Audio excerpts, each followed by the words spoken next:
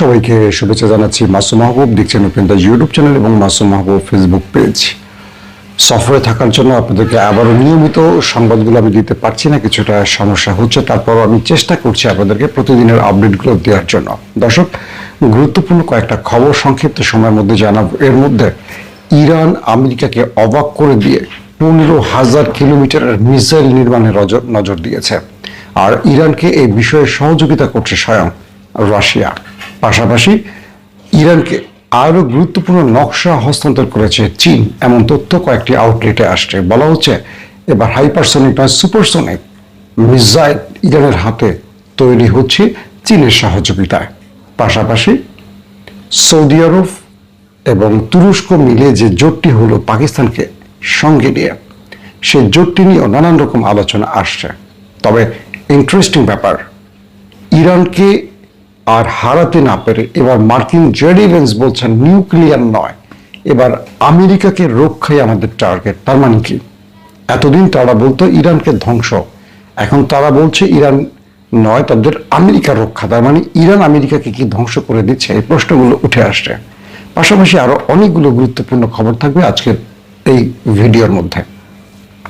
প্রথম যে বিষয়টি আমরা আলোচনা করতে চাই, ইসরায়েলের সাথে যারা সম্পৃক্ত হয়েছে, ধরেন আব্রাহাম অ্যাকর্ড, কারা কারা আছে?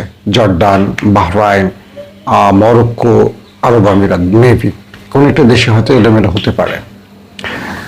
তো মধ্যপ্রাচ্যের বড় বড় রাজনৈতিক বিশ্লেষকরা বলছেন যাদের সাথে ইসরায়েলের সম্পর্ক আছে তারা একটা সময় মিশরের মতো ধ্বংস হয়ে যাবে।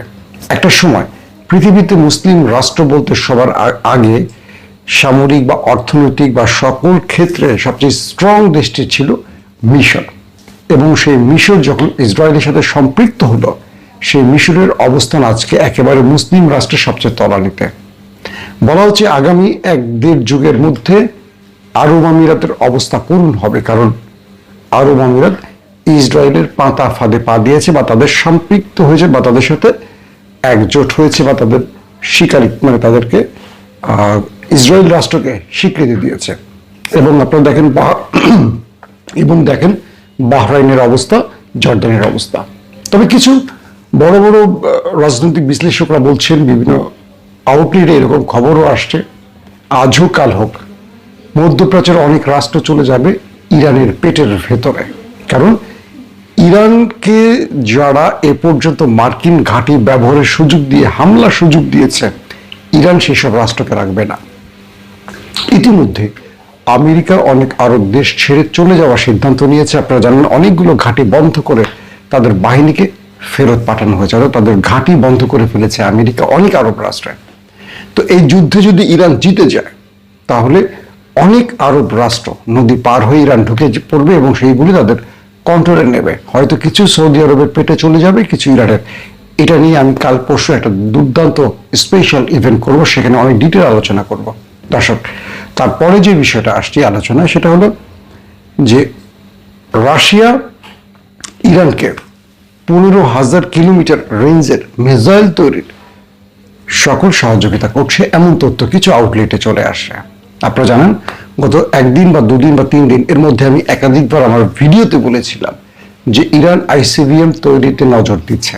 কারণ ইরানের যিনি সামরিক উপদেষ্টা আয়াতুল্লাহ আলী খামেনি, এখন বর্তমান তার ছেলে মুস্তফা খামেনির, তিনি স্পষ্ট বলছেন যে আমরা আমেরিকাকে দুটো সারপ্রাইজ দিতে চাই। এক, আমেরিকা যদি আমাদের নিউক্লিয়ার অ্যাটাক করে তাহলে আমরা নিউক্লিয়ার জবাব দেব। ইতিমধ্যে কালকে থেকে আপনারা সকল গণমাধ্যমে দেখেছেন যে ইরানের রাষ্ট্রীয় টেলিভিশনে তাদের রাজনৈতিক যিনি অ্যাডভাইজার এবং তাদের সামরিক অ্যাডভাইজার, তারা একাধিক বক্তব্য দিয়েছেন। প্রত্যেকটি বক্তব্যের মধ্যে যে বিষয়টি এসছে সেটি হলো ইরান কি নিউক্লিয়ার বানাবে? সে উত্তরে তারা বলছে আমেরিকা যদি ইরানের নিউক্লিয়ার অ্যাটাক করে সেই ক্ষেত্রে ইরান অবশ্যই নিউক্লিয়ার বানাবে। এখন বানাবে না বানিয়ে ফেলছে এটা তারা বলছে না, তারা বলছেন আমরা বানাবো। এবং ইরান এই মুহূর্তে সবচেয়ে বেশি গুরুত্ব দিচ্ছে নিউক্লিয়ার। ধারণা করছি ইরান বানিয়ে ফেলেছে, হয়তোবা একটা মোক্ষম টাইমে পরীক্ষা চালাবে অথবা ঘোষণা দেবে। এবং ইরান বলছে যে আমরা এখন নিউক্লিয়ার দিয়ে জবাব দিতে চাই। এই বক্তব্যটি প্রমাণ হয়ে গেছে যে ইরান এতদিন তারা বলছিল নিউক্লিয়ার বানাবে না, এখন তারা ইরান বলেই দিচ্ছে যে আমরা নিউক্লিয়ার বানাবো, মানে বানিয়ে ফেলছি অথবা বানাচ্ছি। এটাই। তো মিস্টার জেডি ভেন্স, মার্কিন ভাইস প্রেসিডেন্ট, তিনি কি বলছেন যে আমাদের মূল টার্গেট ছিল ইরানকে কোনোভাবেই নিউক্লিয়ার বোমা বানাতে দেব না, তবে এখন আমাদের টার্গেট সেটা নয়।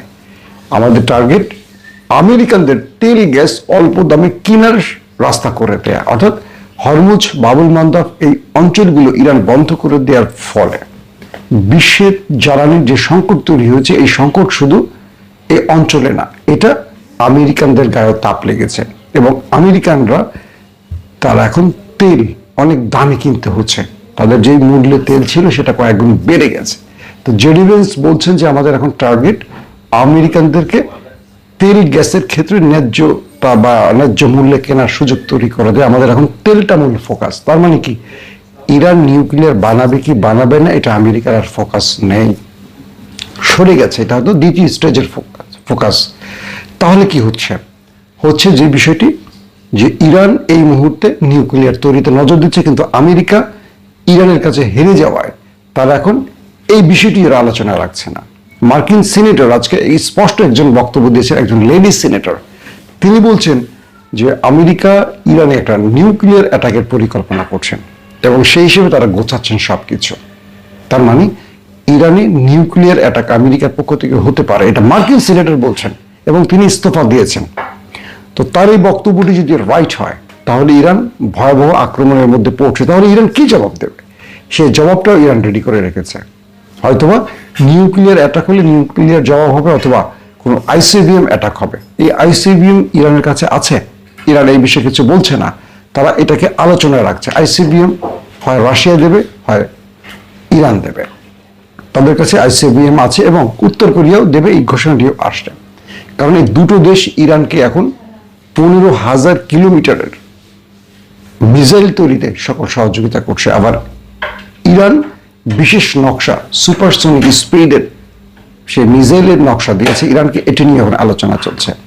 এখন সবচেয়ে বড় যে ধাক্কাটা আসছে সেটা হলো ইরান তার শত্রুকে যেভাবে আটকে ফেলেছে, মানে আমেরিকা তাকে, ইরান যেভাবে আমেরিকাকে আটকে ফেলেছে, এখন ডোনাল্ড ট্রাম্প আসলে এখান থেকে কোনো এক্সিট রুট পাচ্ছেন না।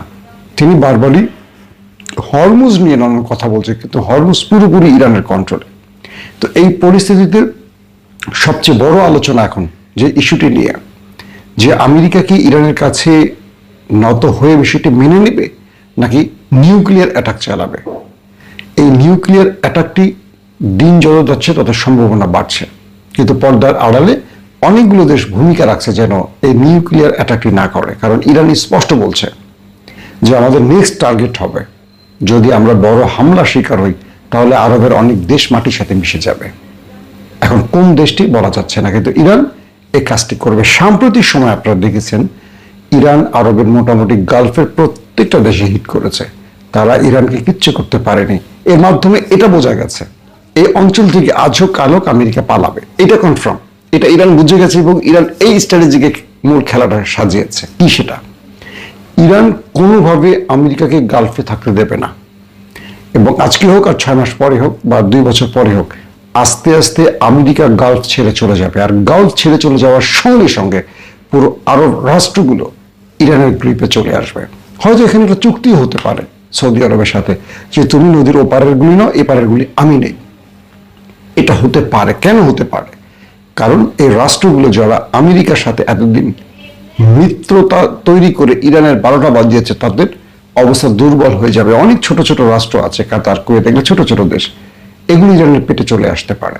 বাট এখানেও আবার এরদোয়ান একটা স্ট্রং ভূমিকা রাখছে, কারণ এরদোয়ান এখন পর্যন্ত ইরানকে সমীহ করছে বা ইরানকে তার পক্ষে রাখছে, অথবা আমেরিকার এগেনস্টে ইরানকে সহযোগিতা করছে, যাতে করে কখনো ইরান এরকম আগ্রাসী মনোভাব বা দখলদারিত্বের চিন্তা করলে সেখানে রজব তৈয়ব এরদোয়ান ইরানকে শান্ত করতে পারে, অথবা মূল আলোচনার টেবিলে একটা বড় রকম দাবির জন্য অথবা থামিয়ে দিতে পারে ইরানকে। কারণ ইরান আমেরিকাকে এই অঞ্চল থেকে খেদাতে পারলে এই ইরান এরকম থাকবে না, এই ইরান তখন বিএনপি হয়ে যাবে। বিএনপি হবে, বুঝছেন তো? বিরোধী দলে বিএনপি একেবারে বিড়াল থাকে, ক্ষমতা বসার পর বিএনপি কি করছে মোটামুটি বুঝতে পারছেন।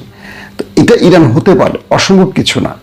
সবসময় বিএনপির পক্ষে ইরানের পক্ষে বলি বলে বিষয়টা এরকম না। তো তো এই ক্ষেত্রে আসলে কি হবে, এগুলো নিয়ে অনেক আলোচনা চলছে। তবে দুটো বিষয় এখন আলোচনার সবচেয়ে তুঙ্গে রয়েছে। এর মধ্যে যে ইসরায়েল তার পরাজয় মোটামুটি বুঝে ফেলছে, আমেরিকাও তার পরাজয় গোনা শুরু করে দিয়েছে। মার্কিন গণমাধ্যমগুলো বলতে শুরু করেছে যে ইরানের কাছে আমেরিকার পরাজয় হয়ে গেছে। তাহলে এই পরাজয়টা আমেরিকা আসলে কি কি হারাবে? আমেরিকা কেবল 4টা শর্ত মেনে হরমুজের নেভাল ব্লকেট তুলে চলে গেলেই হবে, নাকি আমেরিকাকে ইরান বাধ্য করবে এই অঞ্চল ছেড়ে যেতে? সেই নীল নকশা বা সেই সাজানো প্ল্যানগুলো এখন একটার পর একটা ইরান বাস্তবায়ন করছে। পাশাপাশি ইরান এমন কিছু টার্গেটে এগুচ্ছে, যেটা বললাম আইসিবিএম এর ব্যাখ্যাটা আমি অনেকবার দিয়েছি এর আগে, আবার নতুন করে বলি। ইন্টার কন্টিনেন্টাল ব্যালিস্টিক যে মিসাইলের কথা বলছি, এটা ইরান থেকে মারলে স্বয়ং আমেরিকার ভেতরে গিয়ে ঢুকবে। ইরান এখন সেই দিকে নজর দিচ্ছে। তো এটাও আমেরিকার জন্য একটা টেনশনের কারণ হবে, কারণ তারা বুঝে গেছে যে ইরানকে তারা শেষ করতে পারেনি, বরং তারা এখন ভীমরুলের চাকে আটকে গেছে। এখন ভীমরুল তাদেরকে উড়ে উড়ে চারদিকে ঘিরে কামড়াচ্ছে। মৌমাছির বাসায় কখনো ঢিল মেরেছেন?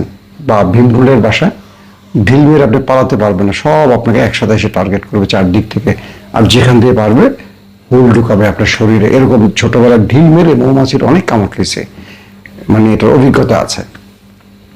তো ইরান এখন চারদিক থেকে আমেরিকাকে ঘিরে ফেলছে। আমেরিকার কোনো ধমকে কাজ হচ্ছে না, ইরান উল্টো আরো জোরে ধমক দিচ্ছে আমেরিকাকে। এভাবে সবকিছু কন্ট্রোল করছে। তার মানে এইটুকু বলতে পারি, আপাত দৃষ্টিতে ইরানের কাছে আমেরিকার কোনো জয়ের সম্ভাবনা নেই। এখন যদি আমেরিকা এখান থেকে বাঁচার জন্য কোনো নিউক্লিয়ার অ্যাটাক করে বসে, তখনই বোঝা যাবে ইরানের কাছে নিউক্লিয়ার আছে কি না। কারণ পাল্টা নিউক্লিয়ার অ্যাটাক যদি ইরান না চালায়, তাহলে বুঝতে হবে ইরান তৈরি করতে পারেনি। আর যদি পাল্টা নিউক্লিয়ার অ্যাটাকে ইরান চলে যায়, তাহলে মধ্যপ্রাচ্য আমার মনে হয় এক নতুন ভাগাড়ে পরিণত হবে। দর্শক, বিদায় নিচ্ছি আজকের মতো। প্রত্যেকে ভালো থাকবেন। আল্লাহ হাফেজ।